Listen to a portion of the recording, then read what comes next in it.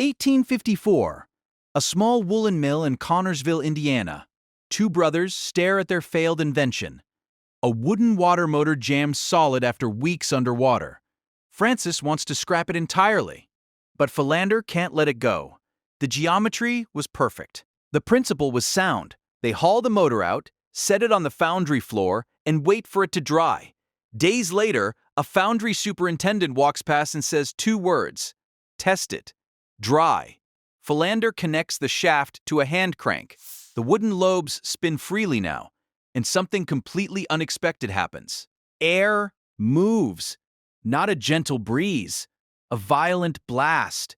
The superintendent's hat flies clean off his head and hits the far wall. The three men stand in silence.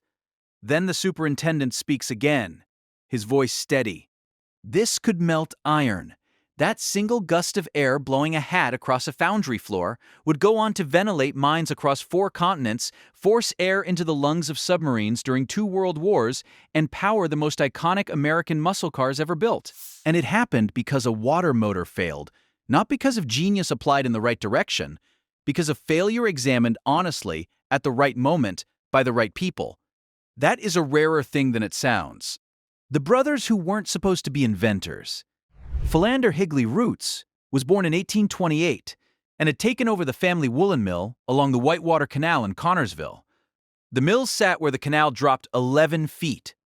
A perfect spot for water power. Except the undershot wheel they'd installed barely had enough force to turn the looms. Some days, when the water ran low, production stopped entirely. Philander sketched a solution: 2 figure-8-shaped wooden lobes that would rotate against each other inside a tight casing, like gears that never quite touched. Water would flow through, push the lobes, spin a shaft. Simple, elegant, revolutionary, he thought. His younger brother Francis helped build it. They carved the lobes from hardwood, fitted them into an iron housing, and submerged the assembly at the mill's intake. Within days, disaster. The wooden lobes absorbed water and swelled. The tight tolerances Philander had designed vanished as the wood expanded. The lobes jammed. The shaft seized. The motor sat in the canal flow as dead weight. They hauled it out and left it on the foundry floor to dry. And when the superintendent told them to test it dry, what came out the other end wasn't water power. It was something far more valuable. The machine that industry had been waiting for. The design was almost absurdly simple. 2 identical lobes rotating in opposite directions, synchronized like meshing gears, but never touching. As they spun, they trapped air in the pockets between each lobe and the housing wall. That trapped air got carried around and shoved out the other side at high volume. Positive displacement. Reliable. Mechanical. And it worked with iron lobes that wouldn't swell. The foundry superintendent became a believer instantly. He left his position and joined the Roots brothers as their first foreman. Together, they rebuilt the prototype with cast iron components and installed it at a local ironworks. The furnace roared to life with a consistency no one had experienced before. Here is the critical detail most people miss. The Roots blower doesn't actually compress air during its rotation. It's not a compressor in the traditional sense. It's a volumetric air mover. The lobes don't squeeze the air tighter. They just shove massive quantities of it from point A to point B. Any pressure increase happens because the receiving system creates back pressure. The blower itself is just relentlessly moving air. That distinction would matter enormously later because it meant the same machine could serve wildly different industries without fundamental redesign. You weren't adapting a compressor. You were redirecting a principle. On June 5, 1860, Philander filed for a United States patent on the rotary blower design. 9 years later, he secured a British patent, recognizing that this machine's potential stretched far beyond Indiana. By then, the Roots Blower Company was already operational. The woolen mill was secondary. The blower had become everything. The mines. Word spread through industrial circles fast. A blower that required no skilled operator, didn't fatigue, and delivered consistent airflow. Every furnace operator, every mine foreman, every factory manager wanted one. The real test wasn't exhibitions. It was the mines. Deep underground, men were dying. Hard rock mining in the 1800s was brutal, suffocating work. Shafts descended hundreds of feet into the earth. The deeper the excavation, the thinner the air. Candles flickered out. Men collapsed. Explosive gases accumulated in pockets, invisible, waiting for a spark. Traditional ventilation systems used massive fabric air sacs or hand-cranked fans positioned at the surface. The systems were pathetic. Airflow diminished with depth. The deepest, most profitable veins became tombs. The Roots blower's positive displacement design meant it could force air regardless of back pressure. Mount a blower at the surface, connect it to a duct running into the shaft, and it would drive fresh air to depths conventional fans couldn't touch. It didn't care how far down the mine went. It just kept moving air. Mining operations adopted it rapidly. Connorsville's accidental invention became standard equipment across American coal fields, European iron mines, and South African diamond excavations. Then blast furnaces followed. Ironworks across the United States and Europe installed them through the 1880s. The brothers had inadvertently become central figures in the steel age. By 1867, the blower won a top award at the Paris Universal Exposition, Vienna in 1873, Philadelphia in 1876. The industrial powers of the world had taken notice, but what the exhibition medals couldn't capture was what the blower actually meant at the bottom of a mine shaft. It meant a candle that stayed lit. It meant a man who came home. The Industrial Revolution ran on coal and iron, and the people who dug both out of the ground survived in part because two brothers in Indiana had failed to build a water motor, the engine. By the early 1900s, a new generation of engineers started asking a different question. If this machine could force air into a furnace, could it force air into an engine? Around 1900, an engineer named Gottlieb Daimler encountered a Roots blower at an industrial expo. Daimler wasn't interested in mining. He was obsessed with internal combustion engines, and he saw something in the Roots design that no one else had fully grasped yet: volume. Early engines were naturally aspirated. They sucked in air through their intake strokes, relying entirely on atmospheric pressure to fill the cylinders. This worked, but the cylinders never filled completely. Power output was limited. Daimler realized that if you could force more air into the cylinder before combustion, you could burn more fuel. More fuel meant more power. You didn't need to build a bigger engine. You just needed to cram more air into the one you had. He adapted the Roots design for engine supercharging. Two lobes spinning in a housing, moving massive volumes of air. But instead of feeding a furnace, this air was routed into an engine's intake manifold. The cylinders filled more completely. Power surged.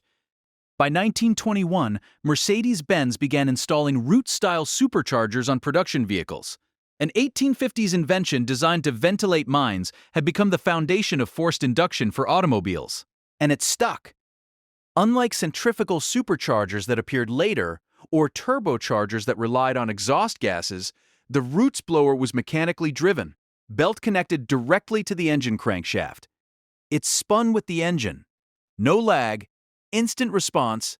The moment you pressed the throttle, the blower was already moving air. There was no waiting for exhaust pressure to build, no turbine to spool, no delay between demand and delivery. It was mechanical cause and immediate effect, the same relationship that had made it so valuable in a mine shaft, now transplanted under the hood of an automobile. The sound of American heavy industry. By the 1930s and 40s, Roots blowers found their true calling in two-stroke diesel engines. Four-stroke engines have a dedicated intake stroke where the piston pulls air into the cylinder. Two-stroke engines don't. They complete a full power cycle in just 2 piston strokes instead of 4. There's no time for a separate intake stroke. Without forced induction, a 2-stroke diesel simply couldn't breathe. Mount a Roots blower on a 2-stroke diesel, and it becomes the engine's lungs. It forces air into the cylinder during the brief moment the exhaust ports open, scavenging out combustion gases and filling the chamber with fresh air for the next cycle. This is where the GMC 671 enters the story. If you grew up around diesel trucks in America, you know the sound. Not the smooth rumble of a modern turbocharged engine. Something rawer, louder, a mechanical howl that announced a rig's presence from blocks away. That sound was the Roots blower screaming on top of a GMC 2-stroke diesel. The 671 6 cylinders, 71 cubic inches per cylinder, became legendary. General Motors' Detroit diesel division built it for decades, powering everything from highway trucks to landing craft during World War II. And every single one had a Roots blower bolted to its intake manifold. The blower didn't just feed the engine, it defined it. That distinctive whine, that rising pitch under acceleration, that was the Roots blower's lobe spinning faster, moving more air, forcing the engine to breathe harder. Truckers loved it. Mechanics recognized it instantly. EMD used the same setup for locomotive engines. Submarines during World War II relied on Roots, supercharged two-strokes for propulsion. Underwater, where engine reliability meant the difference between surfacing alive or not. The design's simplicity was its strength.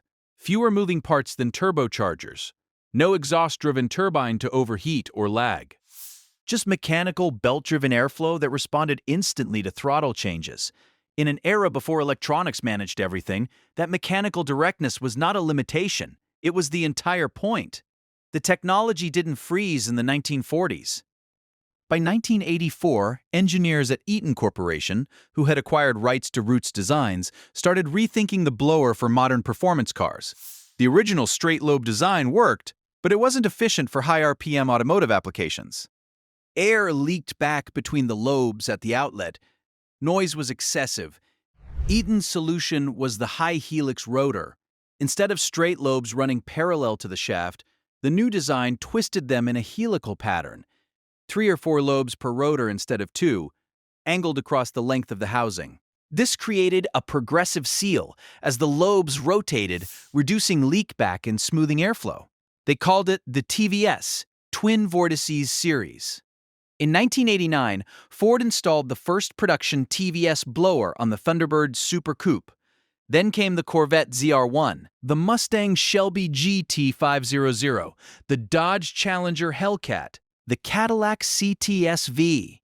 170 years after Philander and Francis watched a hat fly across a foundry floor, their invention was still forcing air into engines, still delivering power, still proving that sometimes the oldest design is the one you can't improve upon. What Eaton had understood was that the Roots principle didn't need to be replaced. It needed to be respected and then refined. The helix rotors weren't a departure from what the brothers had built. They were the logical conclusion of it. The same geometry, evolved by a century of engineering knowledge, optimized for an application that Philander could never have imagined standing in that foundry in 1854. Why it never died. The Roots blower works because of what it doesn't do. It doesn't compress air during rotation. It doesn't rely on high-speed turbines. It doesn't need electronic controls or variable geometry. It's just 2 lobes spinning in a housing, trapping air, and moving it relentlessly from inlet to outlet. No matter the back pressure, no matter the application, the blower moves a fixed volume of air per revolution.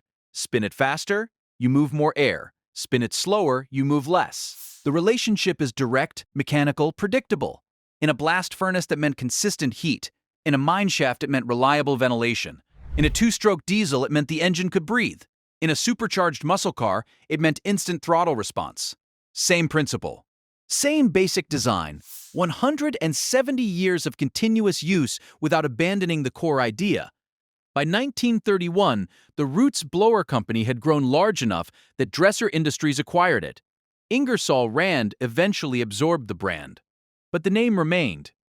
Roots, stamped on equipment across 6 continents, in mines and furnaces, and wastewater treatment plants, and pneumatic conveying systems, and the intake manifolds of cars that rattle windows when they pass. The Roots brothers never set out to revolutionize anything. They just wanted to power a woolen mill. But when their water motor failed and that unexpected blast of air blew a hat across the room, they had the wisdom to recognize what they'd stumbled upon. They didn't file the experience away as a curiosity. They didn't return to the water motor problem and try again with better wood. They followed the accident where it led, even when it meant abandoning everything they had originally set out to build. That willingness to let a failure become something else entirely is what made the difference. Not the geometry of the lobes, not the patent filings. The moment that mattered was 2 brothers standing in a foundry, watching a hat bounce off a wall and asking the right question instead of the familiar one. Not a failure, a discovery. 2 lobes, a housing, a shaft, moving air with mechanical certainty for nearly 2 centuries. Still running. Just no longer something most people think to look for.